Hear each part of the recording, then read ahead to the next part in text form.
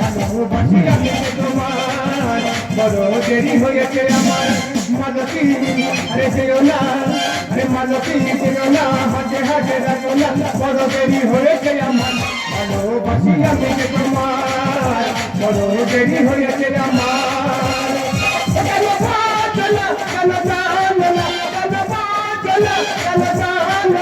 আরে ভালোবাসি আমি তোমার দেরি হয়েছে আমার ভালোবাসি আমি তোমার মালতী যেও না মালতী যেও না বড় দেরি হয়েছে আমার ভালোবাসি আমি তোমার বড় দেরি হয়েছে আমার চোখেরই ভাষায় মন ভরে যায় তুমি আমি দুজনে থাকবো সাথে চোখেরই ভাষায় মন ভরে যায় তুমি আমি দুজনে থাকবো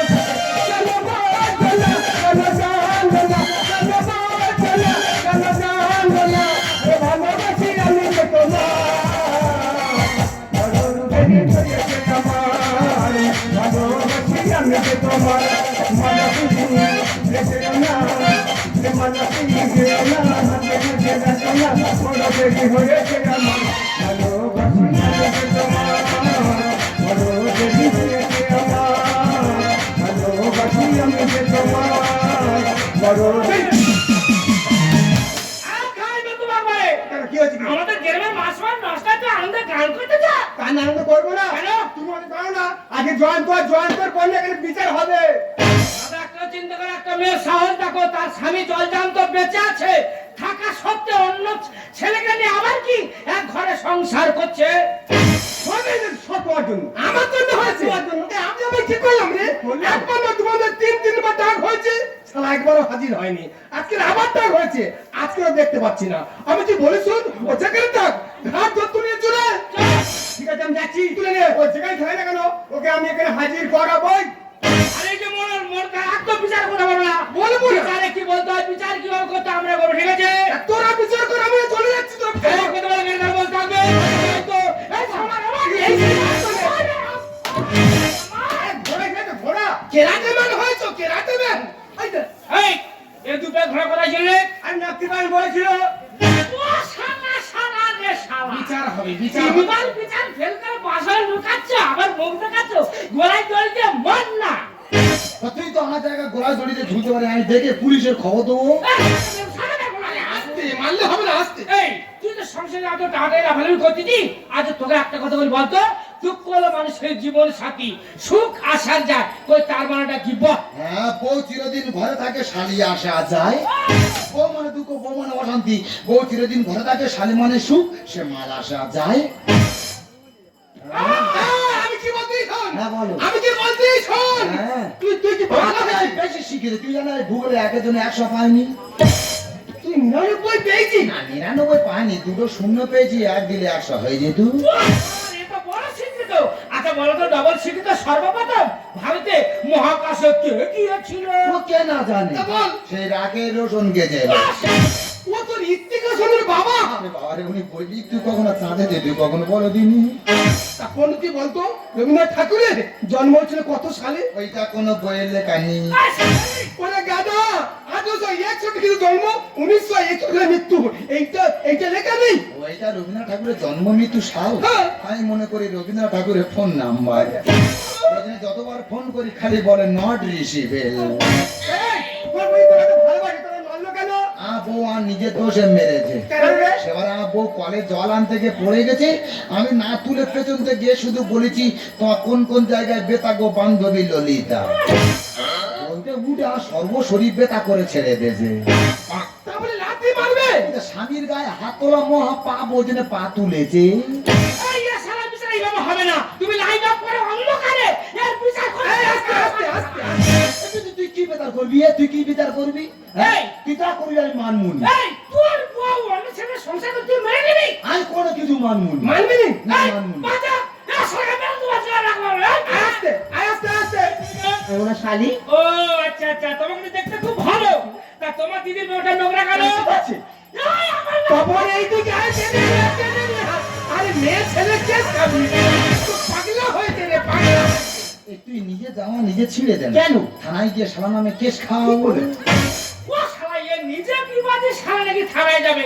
এই শোনো, এই বিচার আমরা করতে পারবো না, কারণ আমরা সবাই মিলে বলছি কি ও তখন বিশ্বাস করছে না। যেদিনকার হাতে নাতে ধরবো সেই দিনকার এই শালার বিচার করবো।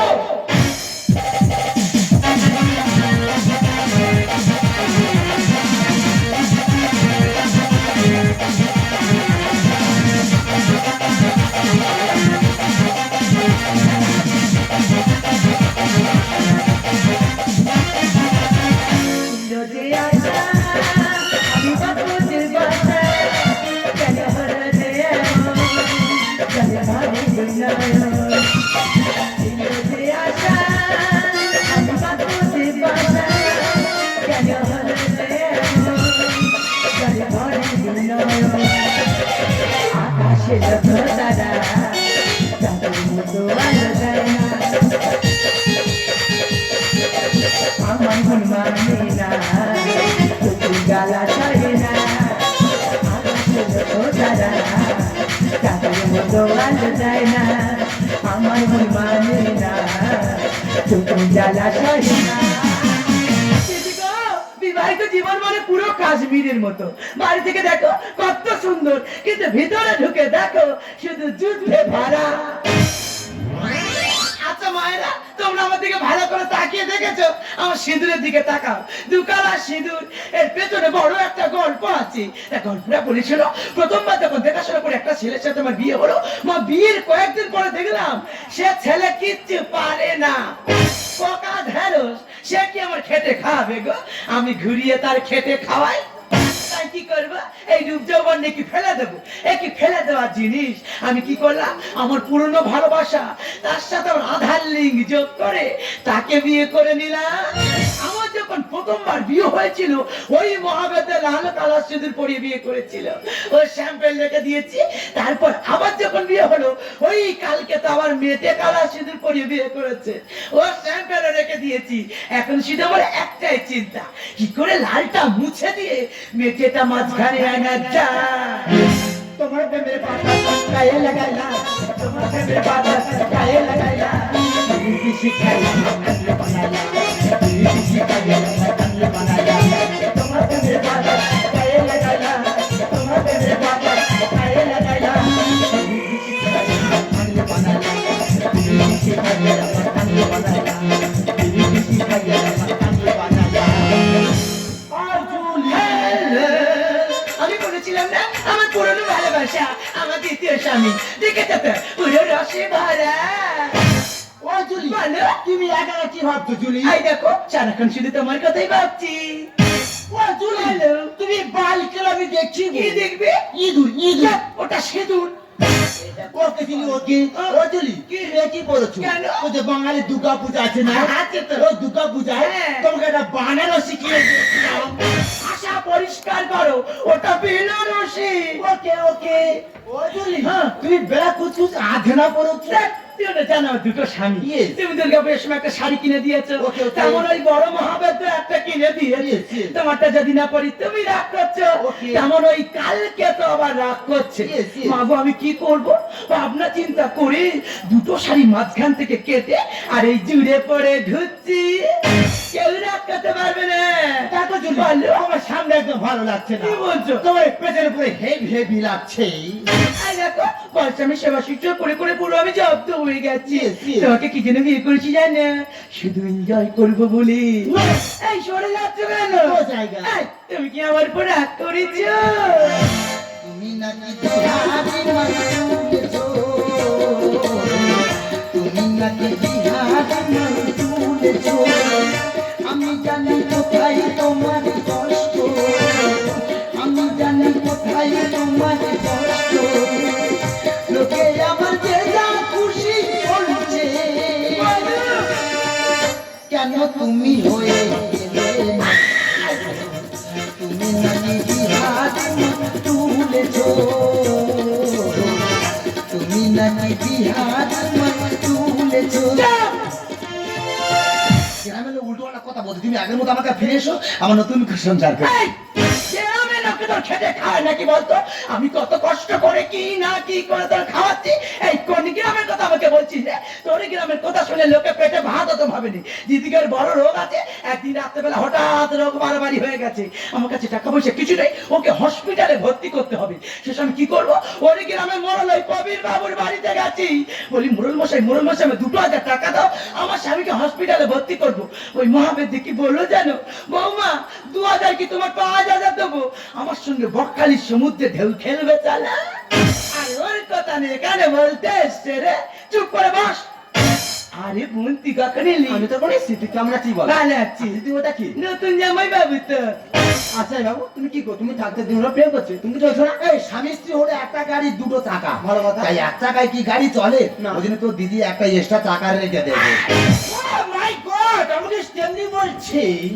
এই মহাবেদ্য, ডাক্তার তো প্রতি একটা ডিম সিদ্ধ কিনতে বলেছে, আমার জন্য ডিম সিদ্ধ করা হয়েছে, এনে দিচ্ছি, গিলে আমাকে উদ্ধার করো।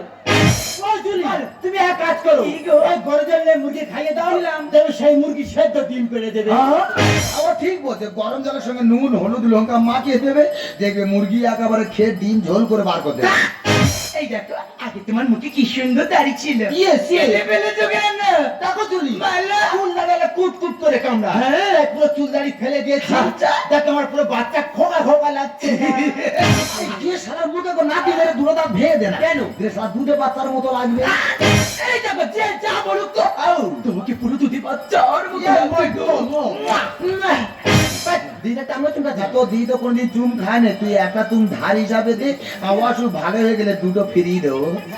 আচ্ছা দিদি তুই কি রে, এই অবস্থা আছে, একটা ভালো প্যান্ট ধরতে পারি না। আরে আমি কি ভালোভাবে রাখতে চাই না, ওকে নিজে ভালোভাবে থাকতে চাই। আচ্ছা তোমার কি বললে, একটা ভালো প্যান্ট জামা কিনে করতাম। আর যদি ভালো প্যান্ট জামা পরি তো বিয়া ভালোবাসবে অবশ্যই। ঘরের সামনে দর্জি দোকানে এক্ষুনি বলে দেবো। তপন দা, ও তপন দা, এই তোমার দোকানে ফুল প্যান্ট কাটা কত করে নিচ্ছে গো? 700 টাকার মতো। টাকা দাম বাবা 700 টাকা সামনে আছে। এই তাহলে যাইয়া কাটাতে কত করে নেবে বলে দিন? 15 টাকা। 15 টাকা? হ্যাঁ। একটা যাইয়া কাটি দাও, ঝুলটা পাপো কিন্তু করে সারা মেরে মুখ সবাই করতে পারে। গ্রামের লোক উল্টো একটা কথা বলছে, তুমি আগের মতো আমাকে ফিরে সব নতুন করে সংসার। সত্য। এই দেশের জমি যখন পাট্টা কাগজ না করা হয়, সে জমি কি হয়? সরকারের খাতায় চলে যায়। তুমি তো আমার ভেস্টা জমি, তার সাথে আর সংসার করবো না। আমি একে বিয়ে করেছি, এর সাথেই সংসার করবো। তুই খাতারি অহংকারী মরবি রে এক খাতারে মন ভরে না আর কটা দরকার। এখনো সময় আছে, আমার কাছে ফিরে আয়। তুই খাতারি অহংকারী মরবি রে এক খাতারে মন ভরে না আর কটা দরকার।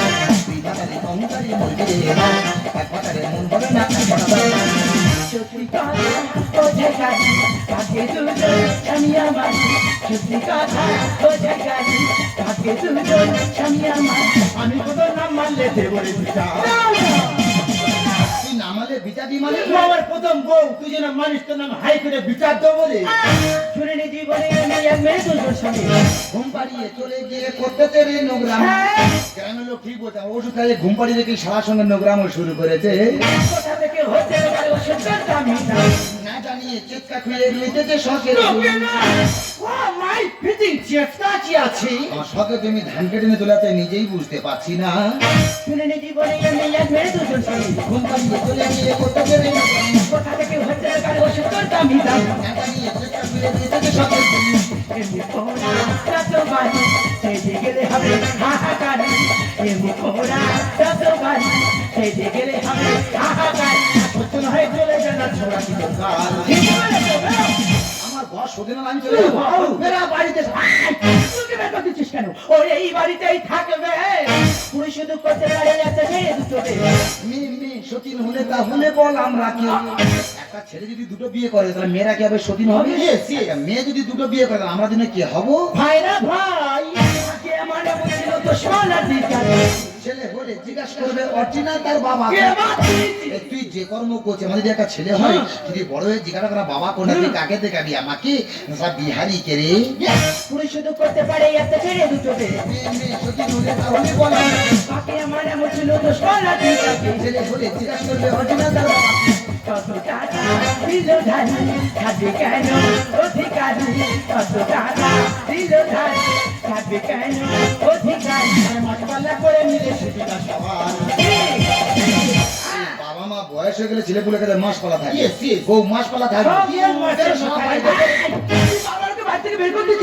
আমি তোকে বললাম না আমি ওকে এই বাড়িতে এনেছি আজ থেকে ও এই বাড়িতেই থাকবে তোমরা যে করছো না আমাদের ছেলেকে বিয়ে করা পারো তা কুমার পুরীদের সঙ্গে করছি তুমি তোকে দিতে পারছো না করছি কতটুকু জানিস নি বাবা মা যখন দেখাশোনা করে প্রথমবার ওর সাথে আমি বিয়ে দিয়েছিল বিয়ের কয়েকদিন পরে জানতে পারলাম ওর খুব বড় রোগ রয়েছে তখন আমি কি করতাম যেখানে যত জায়গা জমি ছিল সব বিক্রি করে ডাক্তার দেখিয়েছিলাম ডাক্তারকে বলে দিয়েছিলাম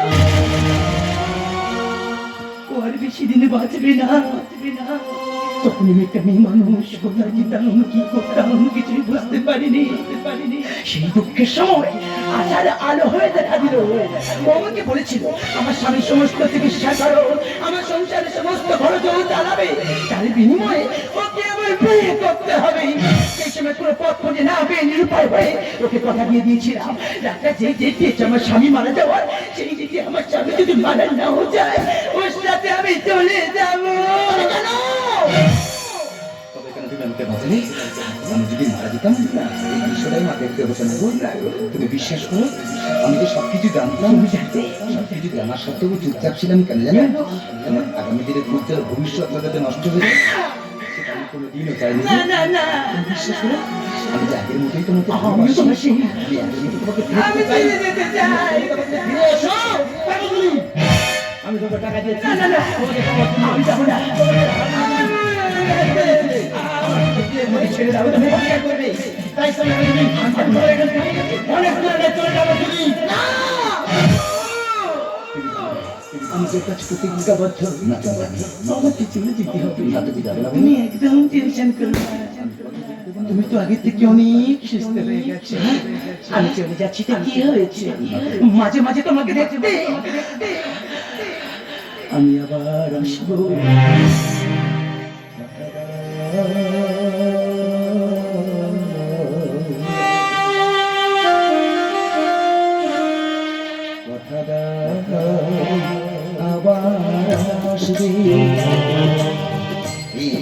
করে ভালোবাসবে সেই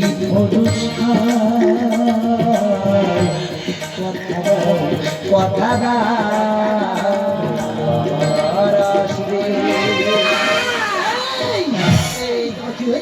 তুই মন করছো কেন আমাকে চলে যাচ্ছে আমাকে মনে করতে পারছি না আর কিছু বলো আমি যে বিষ খেয়েছি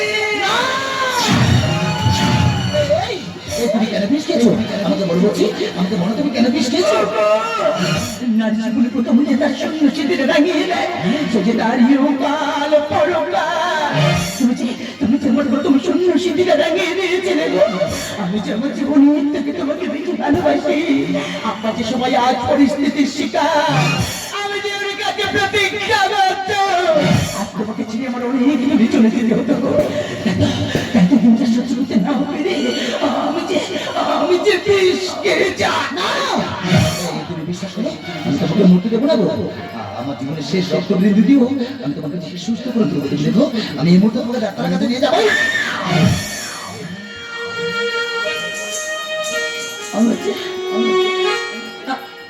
আমার যে সময় নেই মৃত্যু যে আমার বড় বাড়িতে গিয়ে চালিয়ে দিয়ে যাচ্ছে গো আমি চললাম তুমি ভালো থেকো গো আমি চললাম তুমি